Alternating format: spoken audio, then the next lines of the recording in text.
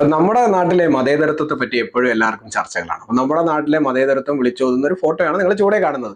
അപ്പൊ എന്താണ് നമ്മുടെ നാട്ടിലെ മതേതരത്വം? നമ്മുടെ നാട്ടിലെ മതേതരത്വം എന്ന് പറയുന്നത് മുസ്ലിം നേതാക്കളുമായിട്ടോ അവരുടെ മതചടങ്ങുകളുമായിട്ടോ പങ്കെടുത്തുകൊണ്ട് എല്ലാ രാഷ്ട്രീയ പാർട്ടികളും ഒന്നിച്ചു നിൽക്കുന്നതാണ് മതേതരത്വം. തെറ്റൊന്നുമില്ലാട്ടോ. നമ്മളിപ്പോ ബാലൻ സാറ് പറഞ്ഞ പോലെ ഈമാനുള്ള കമ്മ്യൂണിസ്റ്റുകാരനായി തീരുക, ജയിലിൽ കടക്കാൻ പറ്റിയാൽ ഖുറാൻ മുഴുവൻ വായിച്ച് തീർക്കാൻ പറ്റുമായിരുന്നു. ഇതൊക്കെ ഒരു നല്ല സ്റ്റേറ്റ്മെന്റ് ആണ്. മതസൗഹാർദ്ദം നിലനിർത്തുന്ന സ്റ്റേറ്റ്മെന്റ് തന്നെയാണ്.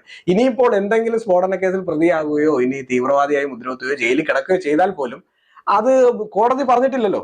കോടതി അത് ആ ശിക്ഷ പറഞ്ഞ് അയാളെ കുറ്റക്കാരനാണെന്ന് പ്രഖ്യാപിക്കാത്തത് കൊണ്ട് അവരുമായിട്ട് വേദി പങ്കിടാം, അവരെ സന്തോഷിപ്പിക്കാൻ, അവരെ പ്രീണിപ്പിക്കാൻ, അവരുടെ കാര്യങ്ങളിലെല്ലാം കൂടുതലായിട്ട് പുകഴ്ത്തി പറയല്ല. നമ്മുടെ സതീശൻ സാറൊക്കെ ചെയ്യുന്ന കണ്ടിട്ടില്ല. അങ്ങനെ അങ്ങനെ പുകഴ്ത്തി ഇസ്ലാം കമ്മ്യൂണിറ്റി അങ്ങനെ പുകഴ്ത്തുന്നത് കൊണ്ട് നമ്മുടെ നാട്ടിൽ മതേതരത്വം നിന്നു പോകുന്നു. അപ്പൊ നമ്മുടെ നാട്ടിൽ ഇപ്പോൾ നടന്നുകൊണ്ടിരിക്കുന്ന ഒരു വലിയ ആഘോഷമാണ് നിളാതീരത്ത് നടക്കുന്ന മഹാകുംഭമേള. ആ മഹാകുംഭമേളയുടെ ഉദ്ഘാടന ചടങ്ങാണ് നിങ്ങളെ കാണുന്നത്. അതിൽ പങ്കെടുത്തിരിക്കുന്നത് നമ്മുടെ ബഹുമാനപ്പെട്ട ഗവർണർ ശ്രീ ആർലേക്കർ സാറാണ്. പിന്നെ ബാക്കിയുള്ള ആൾക്കാരൊക്കെ അവിടെ ഇരിപ്പുണ്ട്.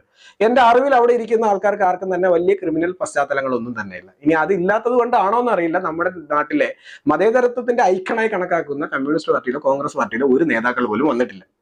എന്തുകൊണ്ട് അവർ വരാത്തെന്ന് ചോദിച്ചു കഴിഞ്ഞാൽ എനിക്ക് ഇപ്പോഴും പിടുത്തം കിട്ടിയിട്ടില്ല. ഇനി അവിടെ വന്നിരുന്നാൽ മതസൗഹാർദ്ദം തകർന്നു പോകുന്നു എന്നുകൊണ്ടാണോ?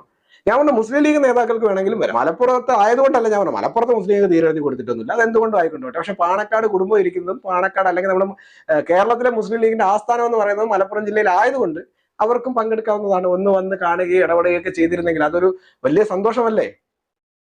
നിങ്ങളുടെ കൂട്ടത്തിൽ തന്നെ ഗുരുവായൂരപ്പനെയും തങ്ങളെയും ഫോട്ടോ ഒരുമിച്ച് വെച്ച് ആരാധിക്കുന്ന ആൾക്കാരുള്ള സ്ഥിതിക്ക് ഈ ഉത്സവത്തിനിടയിൽ എപ്പോഴെങ്കിലും ഒരു തവണയെങ്കിലും നിങ്ങളെങ്കിലും വരുന്നത്, അതൊക്കെ ഒരു, ഞാൻ അതിനെയൊക്കെ നല്ല സ്പിരിറ്റിൽ എടുക്കുള്ളൂ. അതൊക്കെ ഒരു സമൂഹത്തിൽ ആവശ്യമായിട്ടുള്ള കാര്യമാണ്. പക്ഷെ എന്ത് ചെയ്യാനൊക്കും? നമ്മുടെ നാട്ടിൽ മതസൗഹാർദ്ദം ഇങ്ങനെയുള്ള സ്ഥലങ്ങളിലൊന്നും കാണിക്കാൻ പാടില്ല എന്നൊരു ഒരു അപ്രഖ്യാപിത വിലക്ക് നിലനിൽക്കുന്നുണ്ടോ എന്നറിയില്ല.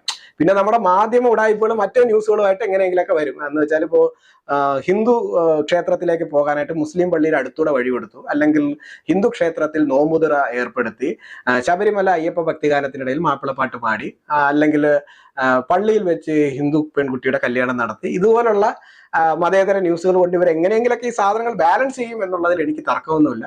ഇനി അത് നടക്കട്ടെ. എന്തായാലും ഇതുപോലെ വലിയ ആഘോഷങ്ങളിൽ നിങ്ങളും പങ്കുചേർന്നിരുന്നെങ്കിൽ, നമ്മുടെ എല്ലാ പാർട്ടിക്കാരും പങ്കുചേർന്നിരുന്നു എങ്കിൽ അതും ഒരു വലിയ സന്തോഷമായേനെ.